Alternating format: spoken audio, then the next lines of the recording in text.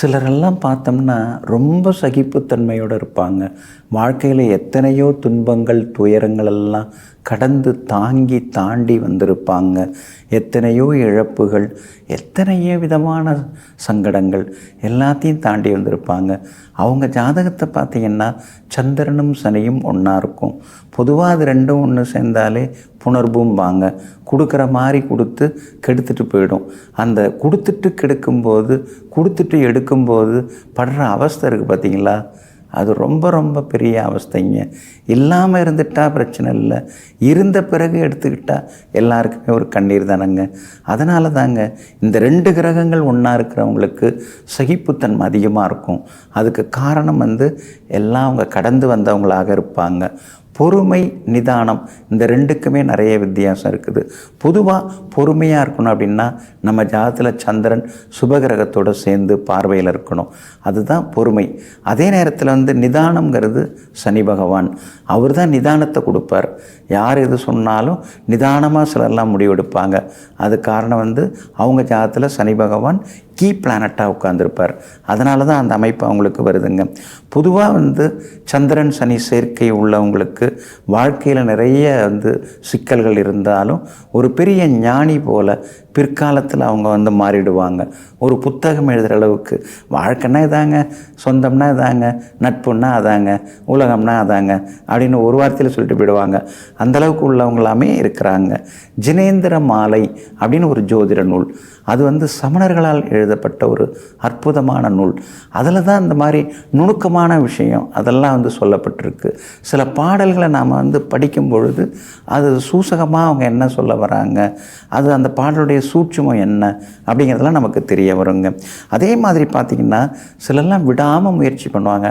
5 தடவை civil service exam எழுதியாச்சுங்க, 3 தடவை NEET exam எழுதியாச்சுங்க, repeat போயின்னு இருக்குது. இருந்தாலும் விடாமுயற்சியாக இருக்கிறாங்க அப்படின்னா அவங்க ஜாதகத்தில் சூரியனும் குரு பகவானும் சேர்ந்திருப்பாங்க அல்லது பார்த்துருப்பாங்க. விடாமுயற்சியாக நம்பிக்கையோடு இருந்து எழுதி அப்புறம் ஜெயிச்சு படித்து முன்னுக்கு வந்துடுவாங்க, பதவியிலையும் உட்கார்ந்துருவாங்க. அப்போ இந்த சூரியன் குரு, அதே மாதிரி சூரியன் சந்திரன், இந்த 2 கிரகங்கள் சேர்ந்தாலும் அவங்கக்கிட்ட விடாமுயற்சி இருந்துக்கிட்டே இருக்குங்க. விடாமல் அப்படிங்கிறது சூரியன். அந்த எடுத்த முடிவை மாற்றிக்காமல் விடாமல் முயற்சி பண்ணுறதுக்குரிய கிரகம் சூரியன். அந்த மனநிலையை உருவாக்குறது குருவும் சந்திரனும். அதனால தான் விடாமுயற்சிக்கெல்லாம் உரிய கிரகங்களாக சூரியன் குரு சேர்க்கை, சூரியன் சந்திரன் சேர்க்கை உள்ளவங்கள்ட்ட அந்த குணங்கள் அதிகமாக இருக்கும். கடின உழைப்பு அப்படின்னு நாம் சொல்கிறோம் இல்லைங்களா, கடினம் அப்படின்னாலே அது சனி பகவான் தான்.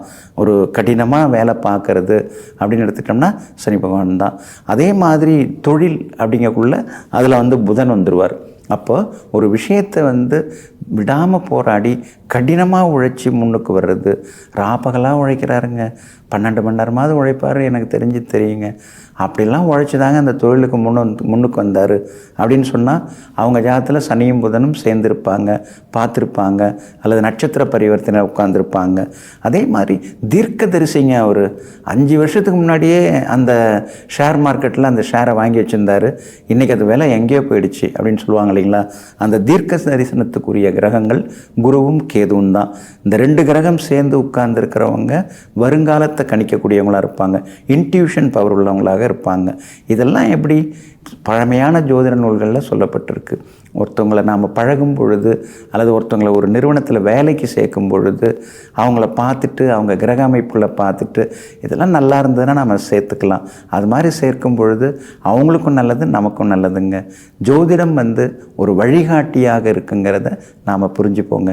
நெஞ்சிற்கினியவர்களே, சோமவாரமாகிய இன்றைய நாள் சுகபோகங்களை அள்ளித்தரும் அற்புதமான நாளாக உங்களுக்கு அமையட்டும்.